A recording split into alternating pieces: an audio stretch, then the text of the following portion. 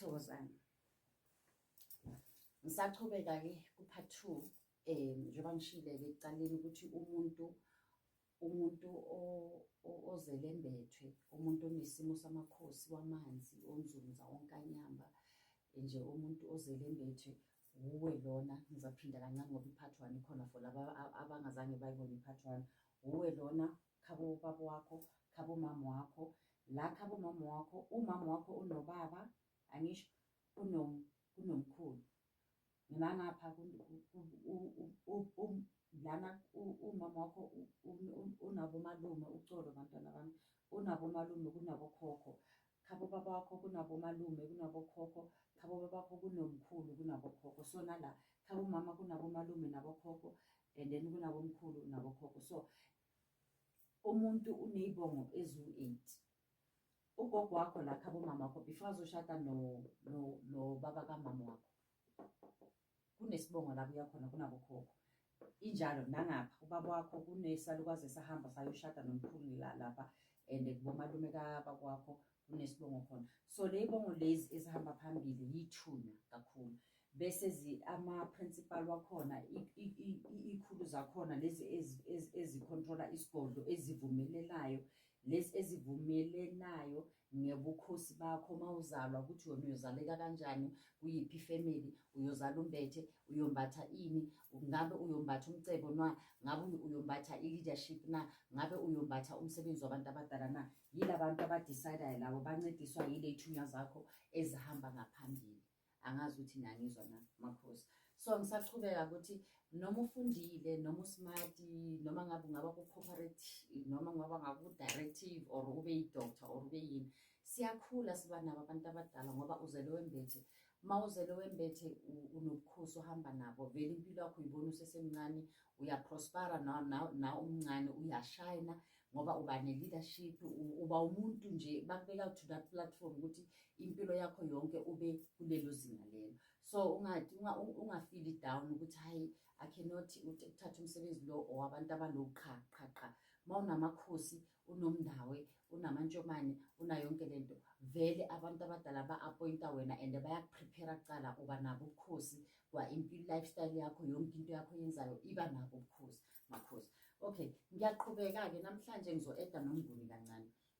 Njengoba ngishilo ngaloku part 1 ukuthi ngiye ngazisho igaba zami zokukhulu ukuthi ngacala umndawe. Angazi ukuthi nangizwa na, kodwa most banokuphonsa kubogogo umndawo, banokuphonsa ezalukwazini umndawo kakhulu, umoya womndawo.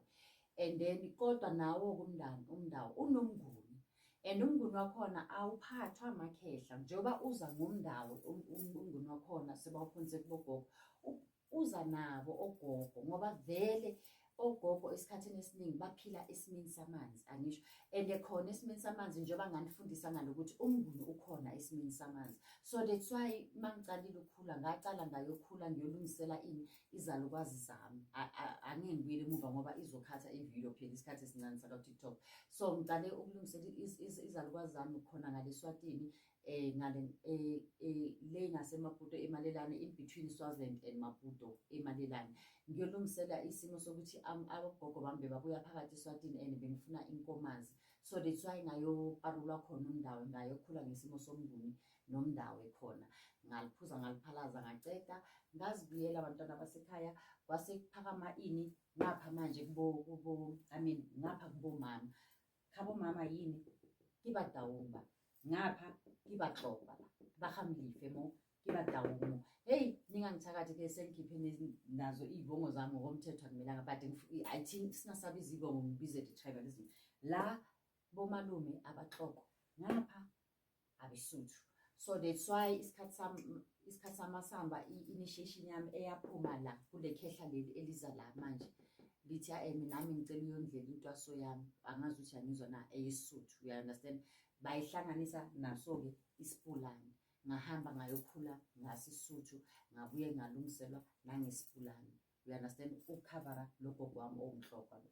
Ngahamba-ke ngabuya ngasebenza ngahamba kwabuya laba khabo baba-ke inkunzi-ke ama-president njengoba ngishilo ukuthi umshado ma-right kubomama nabobaba i-president yiyo egqinayo ayicali i-president kugcina yona. Ngase-ke manje sengilungisela laba manje angisho niyababona ngalungisa ini amantshomane angisho ngahamba ngathola ini amakhosi kamoya. Amakhosi kamoya kunamabutho entabeni, kunomnguni entabeni, kunabalozi entabeni, ziningi izinto entabeni, imoya ekhona entabeni, kunabazingeli entabeni, kunamakhosi entabeni, amakhosi waphezulu, amakhosi asemanzini, amakhosi weshoba, yonke into. Kusho ukuthi la bengisengirepha konke ngoba laba babuye ebukhosini laba ubomalume kababa nangapha khabo baba babuye ebukhosini, yinkosi ezisabusana namhlanje. Ubobaba vele imvelaphi yabo babuya khona le kwaNongoma, nangapha imvelaphi yabo babuya khona le Swatini ey'nkosini la kunokusobhuza khona. So kugcine imimoya yabo yiyo le eyadraga isikhathi sami sonke ngoba ngicale ngalungisa amakhosi weshoba amathambo, ngabuye ngalungisa amakhosi ey'ntabeni, ehlane, emanzini, olwandle, yabo amakhosi wonke kamoya. Laba beze ngesimo samakhosi, laba beze ngesimo sobunyanga ophelele. Umndawe lana isisuthu lana ngoba isisuthu ngapha kubomama kubobaba kamama besemnceda for ini isimo sabalozi. So ukukhula imimoya miningi, angeke ukuthi wena sowucide umndawo ukuthi wena uzalwe wembethe ngoba umsebenzi wethu asikhulu ngokufana. Ngishilo kuleya video leyo ukuthi angisho ukuthi sonke sinjalo njengoba ngishilo ukuthi abanye abantu balungisa loyo ndawo kuphela kuphelile, kodwa wena I think before ukhula kumele uzazi ukuthi ubani, uhamba nabo bani, uhamba nayiphi imimoya ngoba uzalungiselwa umndawo kuphela ukuthi hhayi wena sowucedile awusayingeni. Uma ngale into zakho aziprospari uyabuya indumba ayisebenzi, uyabuya kwenzeka lo, kanti umndawo lo owenzile nayo umnguni wakhona bokuyizalo kwazi just ukuba aligner, just ukuthi ube grounded, just ukuthi ukhule ube ne-discipline ngoba umndawo number one it's a initiation enzima difficult. Not wonke umuntu awukhonayo ukuwumela umndawo, unzima ukudlula la amanye ama-spirits. So I think it's a process yokuthi ube grounded ngoba you were living in the physical world, now they want to bring you in the spiritual world. Uba grounded la uhamba ngeenyawo, uyafemba, uyenza yonke into, uyathokoza, uyenza yonke into. It's a spirit sokuthi ube grounded.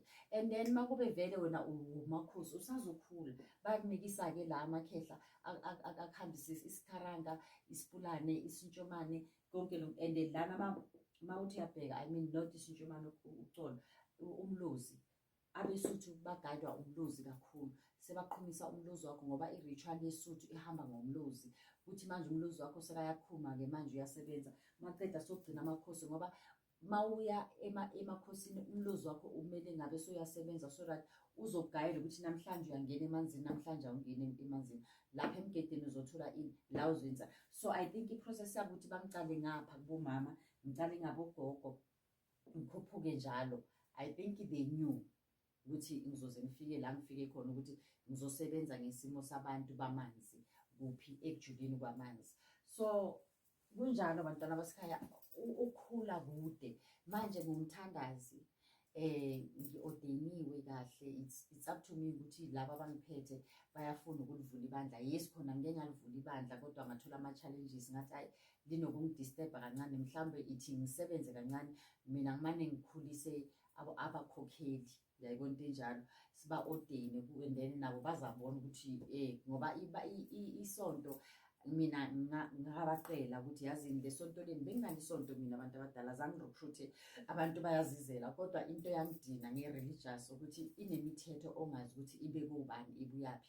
And kwayena uYashua lo nina nimbiza ukuthi uJesu, uYashua bekangekho esontweni, bekangekho ku-religious, akazi ukuthi nangizwa na.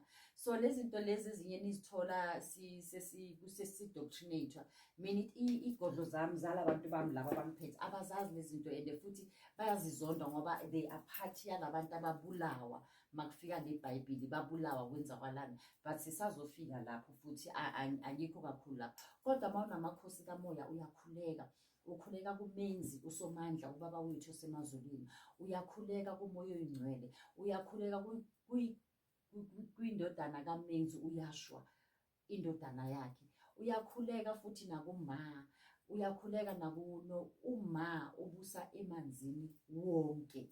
Uma yilo ohambisana nenkosazana makuthiwa unamakhosi olwandle inuma oyingcwele. And then bese kube unomkhubulwane. Unomkhubulwane usiphe inzalo, uhlala la urula umndawe. La to your it's a base chakra. Unomkhubulwane uye okupha inzalo, uye okupha imithi, ihlahla, ukudla konke lokhu sikudlayo, uye okupha nethingo likankosazana ukuthi acontrole iweather, imvula, yonke lento le. Unomkhubulwane kumele nikwazi ukukhuleka. And then uyakhuleka futhi uma uhamba nabalozi, uhamba namakhosi, uyayibiza ingilosi eyenyanga ngoba irulwa uma kanye nomkhubulwane. Uyayibiza ingilosi yenkanyezi ngoba irulwa umlozi, inkanyezi zirulwa umlozi. Uyayibiza ingilosi yelanga, irulwa amakhosi ngoba bawulapha siyalidinga ilanga. That's why abantu bathi ilanga futhi libaluleke kakhulu ngoba thina siyawenza nama-rituals welanga. Ilanga yile elivula i-third eye yakho. So sinokuphuma siye entabeni just ukuthi uthole ilanga, ubhekane nalo ngqo ilanga ngoba liqhumisa i-third eye yakho. Sengikhuluma izinto okungamelanga ngizikhulumile. So injalo ke bantwana basekhaya. Mina-ke ngaphiwa, most of the time ngiphiwa abantwana abafana nami. It's rare mina ngithola umntwana onomndawe kuphela. Abantwana bami itsila unomndawe uhamba namakhosi kamoya, or itsila unesisuthu sihamba nani, or yini ihamba nani. Ngoba yazi kubuhlungu ukhulisa abantwana bangabi productive kuloku kushoda something. Kodwa mawubheka umntwana imvelaphi yakhe, labantwana abakhula la endlini most mangisengicedile ukubaphendula ngibatshela imo yabo, nokubabuza imvelaphi yabo yini assurance ukuthi the assurance ukuthi vele imoya yakhe ngikhonile ukuyihogela yonke na. And uma kube ngihlulile ukuyihogela, ngiye ngiperforme i-exorcism, ukufemba umuntu. Ukufemba siyafemba ngomuntu womndawe, futhi mina-ke ngiyafemba nangamakhandlela ngokamoya ngoba I'm a medium. Part of my journey, I'm a medium. Noma okay ngathi mangiceda ukubuya emndaweni bengilahla amathambo, kodwa bayakhulisa ngegaba. Mangiceda ukwenza umlozi bengihlola ngenye imethod engengitshele yona lana, yabona ye-nature. And then manje mangisengicede ukuphakamisa amakhosi, I'm just a medium. Ngiyawalahla amathambo aconfirm whatever engikhulumayo. I just switch on the candle, ngithathe nje isibuko sami samanzi ngisibeke la, and then ngiqhumana nengilosi yamanzi izikhulumela yonke into. I connect to the devil.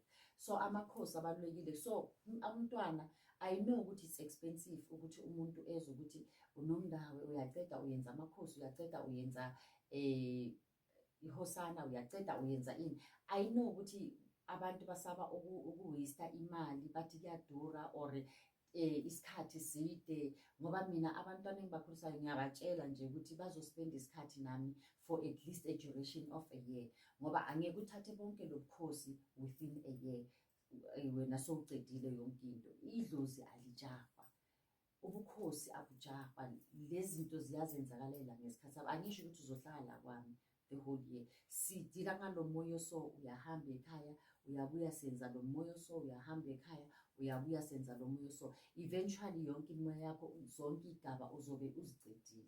Angazi ukuthi nanizwa na. So ukuthi la kwa-TikTok akufani naku-YouTube, ufundisa ama-half ngoba manje ucontrolwa nayi lesikhathi abasibikile ngoba amavidiyo anokukhatheka.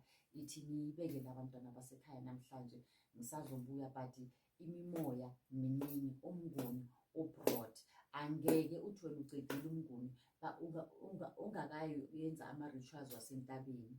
Angeke uthi ucedile ukwenza umnguni ungakayilungisela umnguni wakho owasemanzini. Angeke uthi ucedile umnguni ungakayenza umnguni ngokwesiko lakho, ngoba nako lokho i-bloodline yakho kumele uyi-check-e kakhulu. Makhosi amakhulu, asiyeke la. Thokozani, bengikude kakhulu ne. Thokozani, Kganyalele Lesedi. Amen. Amen.